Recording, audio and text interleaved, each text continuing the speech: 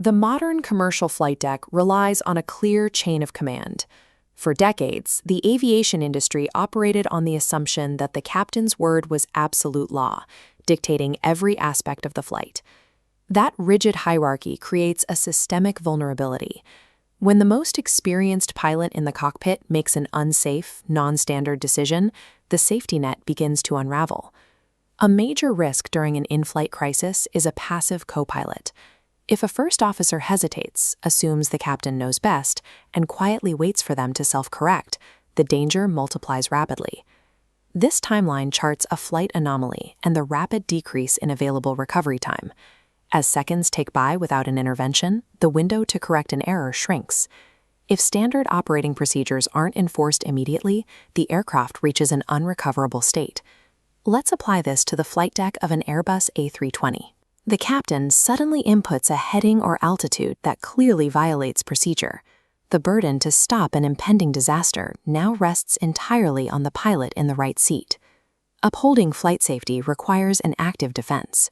A co-pilot must enforce company standards and standard operating procedures, even if it requires directly confronting their commanding officer. Aviation handles this exact tension through a graduated crew resource management protocol. Step 1 is straightforward. Inquire and advocate. The co-pilot states their safety concern and asks for clarification in a polite, non-escalating tone. The objective is to gather facts, as the captain may possess critical information regarding the flight path that the co-pilot lacks. If the captain dismisses that initial inquiry, the co-pilot immediately escalates to step 2, reference the documentation. This flow diagram places the captain, co-pilot, and manual into a conflict triangle. Pointing to the written policy establishes a factual baseline. It depersonalizes the dispute, reframing the situation as a conflict between the captain's action and the rules.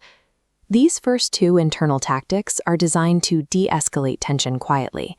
However, their success relies entirely on the captain's willingness to listen to objective reason.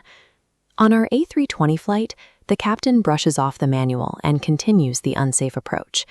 The internal cockpit loop is now broken. The protocol dictates a mandatory escalation to step 3, involve a third party. In a closed cockpit, rank can create a technical stalemate where protocol is ignored. By calling dispatch, consulting with maintenance or the chief pilot, brings in neutral eyes to provide the leverage needed to break the impasse. If external intervention fails, the crisis reaches a breaking point. The captain is now willfully negligent and actively violating standard operating procedures. This triggers step 4, stop the operation. When a captain actively endangers the flight, polite inquiry is abandoned. The co-pilot must issue a direct ultimatum. They must explicitly state their intent to either take physical control of the aircraft or remove themselves from the flight operation entirely. This drastic measure strips the captain of their unchecked authority.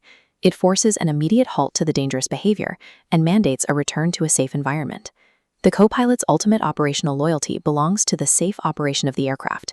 That duty always supersedes interpersonal loyalty to a commanding officer. Eventually, the A320 lands safely, but parking at the gate does not end the co-pilot's obligations.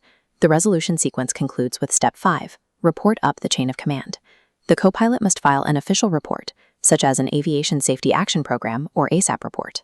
This ensures that management and professional standards formally address the unsafe behavior.